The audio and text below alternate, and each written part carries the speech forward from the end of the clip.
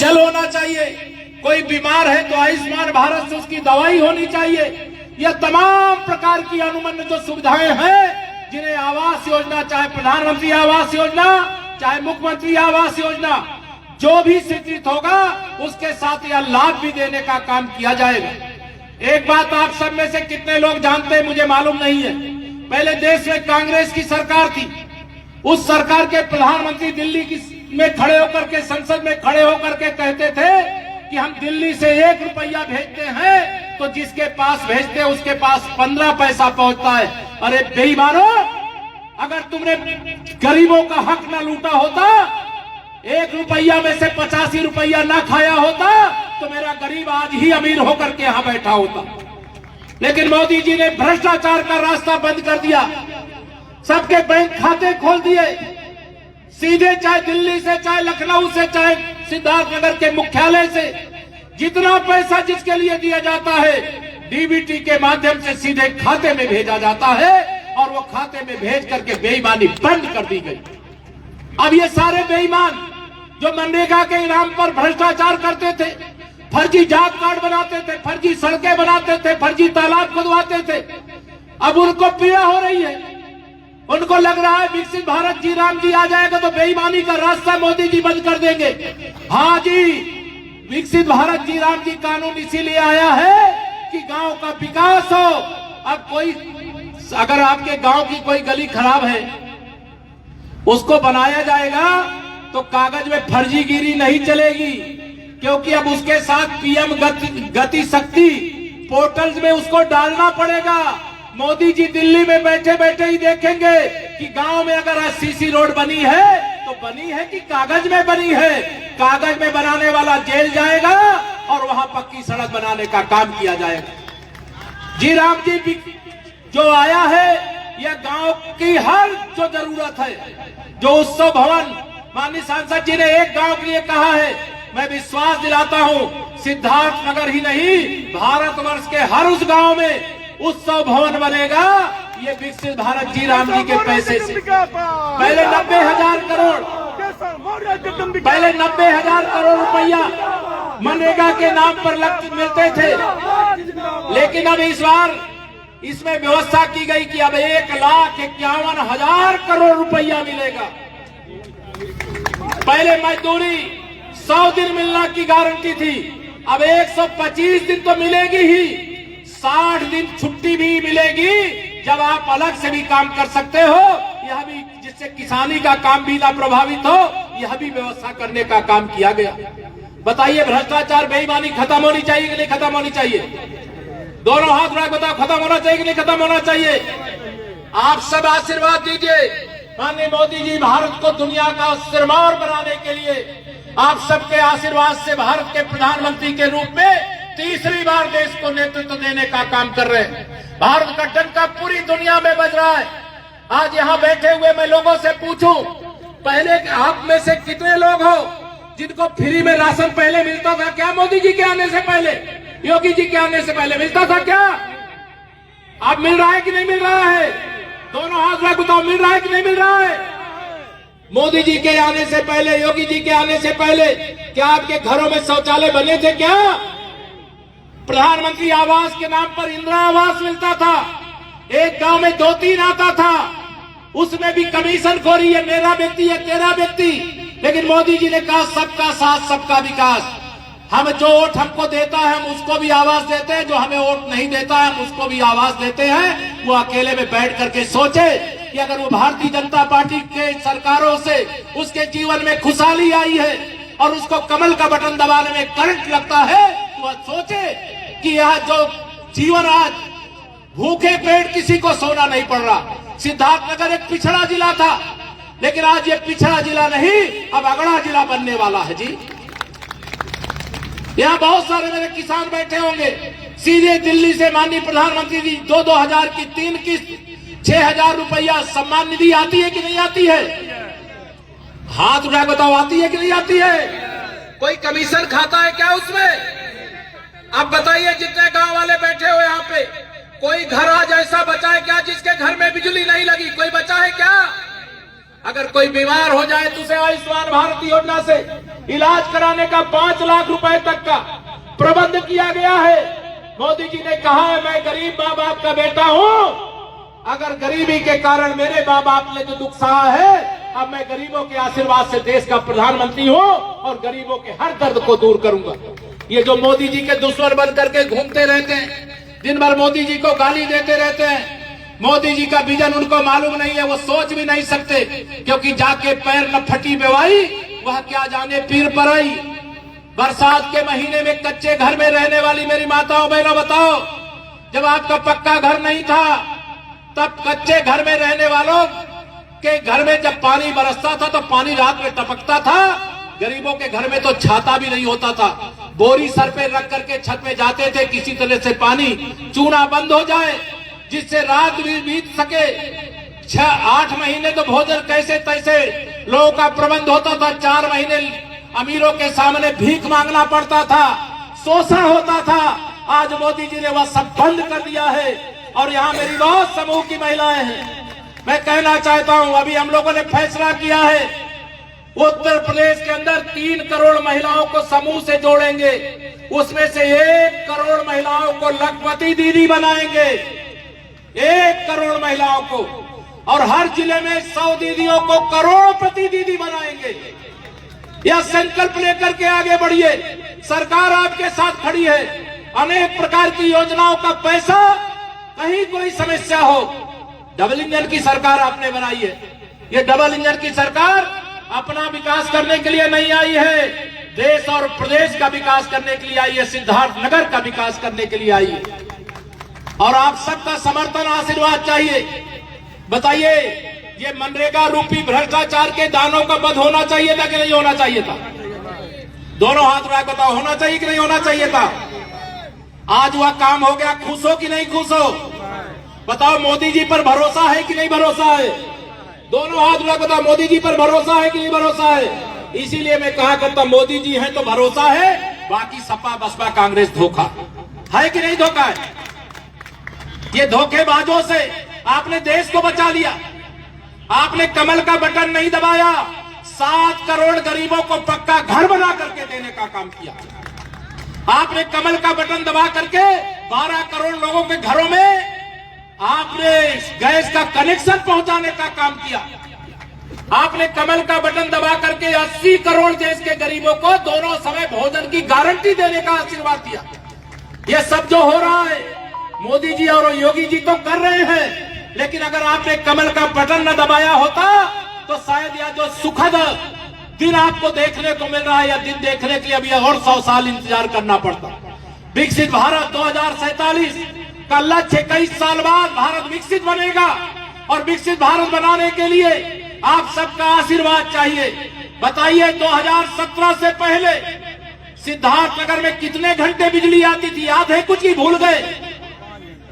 4 दिन नहीं आती थी, बता रहे सांसद जी। लेकिन अब कोई दिन ऐसा है क्या कहीं ट्रांसफार्मर जल जाए? मैं नहीं कहता हूं, लेकिन अगर ट्रांसफार्मर नहीं जला, तार नहीं टूटी है, तो गांव में हम 16 से 18 घंटे, जिला मुख्यालय पे 24 घंटे बिजली देने का काम करते हैं। और यही हम दावे से कहते हैं कि जब सपा की सरकार थी तो बिजली आती नहीं थी, और भाजपा की सरकार है तो बिजली जाती नहीं है। यह परिवर्तन हुआ, यह आप सबके आशीर्वाद के कारण हुआ है। देश भी शक्तिशाली हुआ है, आर्थिक रूप से हम एक समृद्धशाली राष्ट्र बने हैं। अब क्या होगा? विकसित भारत बनेगा तो आपको लगेगा विकसित भारत बनने से हमें क्या फायदा होगा, विकसित उत्तर प्रदेश बनने से हमें क्या फायदा होगा, विकसित सिद्धार्थनगर से बनने से हमें क्या फायदा होगा? इससे यह फायदा होगा कि जो गरीब आदमी है वो अमीर बनेगा, जो बेरोजगार है उसको रोजगार मिलेगा, जो महिला है उसको आर्थिक रूप से समृद्धशाली बनने का मौका मिलेगा, हमारा किसान कर्जदार नहीं धनवान बनेगा, हमारे युवाओं के हाथ में नौकरी करना चाहेंगे तो नौकरी भी होगी, और उद्योगपति बनना चाहेंगे तो उद्योगपति बनने का भी मौका होगा। ये भारतीय जनता पार्टी की सरकार सबके जीवन को खुशहाल बनाने के लिए एक बड़े लक्ष्य को लेकर के हम आगे बढ़ रहे हैं। आप सबसे ये निवेदन करना चाहते हैं, ये विरोधी बहुत सारे लोग हमें आपस में बांटने की कोशिश करते हैं कि अगड़ी जाति का है, ये पिछड़ी जाति का है, ये अनुसूचित जाति का है। हाँ, अगड़ी जाति, पिछड़ी जाति, अनुसूचित जाति ये संवैधानिक व्यवस्था में है, लेकिन भारतीय जनता पार्टी अगड़ी जाति, पिछड़ी जाति, अनुसूचित जाति की त्रिवेणी है, गंगा यमुना सरस्वती की तरह। ये ध्यान रखना। विरोधियों के पास हमारे खिलाफ कोई मुद्दा नहीं है, वो बेफजूल के मुद्दे उठाते हैं। जब वो सरकार में थी तो गुंडागर्दी चारों तरफ व्याप्त थी, अब गुंडागर्दी करने वालों को जेल की हवा खानी पड़ती है। ये भारतीय जनता पार्टी के कमल खिलाने का परिणाम है। आज यहाँ सिद्धार्थनगर जब मैं आया, यहाँ पिपरावा है, पूरे दुनिया में जिनकी पूजा होती है ऐसे भगवान तथागत बुद्ध की जन्मस्थली कपिल वस्तु है। आज उस पिपरावा में जहां उनके भगवान के पवित्र अवशेष प्राप्त हुए, उस स्थान का मैंने दर्शन किया। सिद्धार्थनगर महोत्सव में गया, अब ग्राम चौपाल में आया। आप सबसे यही आह्वान करूंगा कि बताओ, जो गरीब आदमी है वो अमीर बनना चाहता है कि नहीं बनना चाहता? दोनों हाथ उठा बताओ, बनना चाहता कि नहीं बनना चाहता? अच्छा, यहाँ मेरी माताएं बहनें बहुत है, इसमें कितनी माताएं बहनें जो समूह से जुड़ी, जरा हाथ उठाओ। अधिकतम समूह से जुड़ी हुई है। अब ये ध्यान रखना, अपने गांव में जो माताएं बहनें अभी समूह से नहीं जुड़ी, अभी 1 करोड़ महिलाओं को उत्तर प्रदेश में हमने समूह से जोड़ा, अभी 2 करोड़ और जोड़ना है। अब 2 करोड़ जोड़ने के लिए हर ब्लॉक की और 25,000 महिलाओं को समूह का हिस्सा बनाना है, उनको भी रोजगार दिलाना है। और जो भी यहाँ पर डीएम से सहित जितने यहाँ इससे संबंधित अधिकारी हैं, मैं उनको कहना चाहूंगा, ये जो समूह बने हैं, कई समूह ऐसे होते हैं जिसमें अध्यक्ष, सचिव और कोषाध्यक्ष तो सारा संचालन करते हैं, बाकी सदस्यों को मौका नहीं मिलता। मैं चाहूंगा सारे सदस्यों की जीवंत व्यवस्था होनी चाहिए। आप कोई रोजगार लगाना चाहो, कोई फैक्ट्री लगाना चाहो ना, जैसे यहाँ पे काला नमक यानी बुद्धा राइस, यहाँ बहुत उत्पादन होता है। अगर उसका उत्पादन राइस मिल भी लगाना चाहो, उसकी पैकेजिंग की यूनिट लगाना चाहो, उसके लिए 5 करोड़ रुपया का अगर लोन आप लोगे, महिलाओं के नाम जो लगेगा, एफपीओ कोई बनाएगा महिलाओं का, तो 5 करोड़ की यूनिट अगर लगाओगे तो उसमें 35% अनुदान देने की व्यवस्था। कितना? 5, 15, 1.5 करोड़ और कितना हो गया? 1.5 करोड़ से अधिक तो आपको केवल छूट मिल जाएगी। और बिजली का जो खर्चा होता है उसके लिए भी 90% सब्सिडी देने की व्यवस्था है। कितनी? अगर 100 रुपया सोलर की बिजली खर्चा करने के लिए लगेगा तो 90 रुपया हम सरकारी खजाने से आपको देंगे। आप उद्योग तो स्थापित करो। और महिलाओं के अंदर बहुत क्षमता है, माननीय प्रधानमंत्री जी को आप पर बहुत भरोसा। ये सपा बसपा वाले, कांग्रेस वाले हम लोगों से नाराज रहते हैं, कहते हैं पूरी महिलाएं तो भाजपा का साथ देती हैं। हरियाणा में हम जीते, महाराष्ट्र में हम जीते, दिल्ली प्रदेश में हम जीते, अभी बिहार में जब से जीते हैं तब से श्री अखिलेश यादव जी को नींदें नहीं आ रही। उनको लग रहा है कि 2027 भी गया और 2047 तक अब लौटने का नंबर नहीं, इसलिए बौखलाए रहते। ये फर्जी पीडीए की बात करते, फर्जी पीडीए की बात करते हैं। फर्जी पीडीए सुना है कि नहीं आप लोगों ने? ये पीडीए की पिछड़ा, दलित, अल्पसंख्यक। लेकिन इनका लक्ष्य क्या रहता है? परिवार डेवलपमेंट एजेंसी, अपने परिवार को बढ़ाओ, उसी के लिए सारी व्यवस्था करो। एक सूत्र इनका लक्ष्य रहता है, गुंडों को, अपराधियों को, माफियाओं को बढ़ाओ। यही समाजवादी पार्टी का असली एजेंडा है। तुष्टीकरण की राजनीति के कारण देश का बंटवारा हुआ, तुष्टीकरण की राजनीति के कारण जम्मू कश्मीर में 370 लगी, तुष्टीकरण की राजनीति के कारण रामलला का मंदिर बनाने के लिए आंदोलन करना पड़ा, तुष्टीकरण की राजनीति के कारण देश ने बहुत कीमत चुकाई है, प्रदेश ने बहुत कीमत चुकाई है। अब तुष्टीकरण की राजनीति खत्म, सबका साथ सबका विकास शुरू। यह मोदी जी का युग है और इसमें आप सबका समर्थन, सहयोग चाहता हूं। 2027 में बताओ, भाजपा की फिर से सरकार बनाओगे? दोनों हाथ उठा बताओ, बनाओगे? हर बूथ में कमल खिलाओगे? और इसके लिए क्या चाहिए? मतदाता सूची में नाम चाहिए। इस समय मतदाता सूची के शुद्धिकरण का अभियान चल रहा है। जिनका नाम जुड़ गया है, एसआईआर का हिस्सा बन गए, मैपिंग हो गई है, बहुत अच्छा। जिनका ना हुआ हो, सबसे आह्वान करता हूं, इस लोकतंत्र की सबसे बड़ी ताकत अगर हम सबके पास कोई है तो वोट देने की ताकत है। ये अब राजतंत्र नहीं है कि कौन निरपो होए हमें कहानी, चेरी छोड़ना हो इब्रानी। ये मंथरा जी कहती थी माता कैकेयी की जो दासी थी कि राजा भरत बने चाहे राम बने हम तो दासी ही रहेंगे। लेकिन अब ऐसा नहीं है, जिसको आप वोट दोगे उसी पार्टी की सरकार बनेगी, वही प्रधानमंत्री और मुख्यमंत्री बनेगा।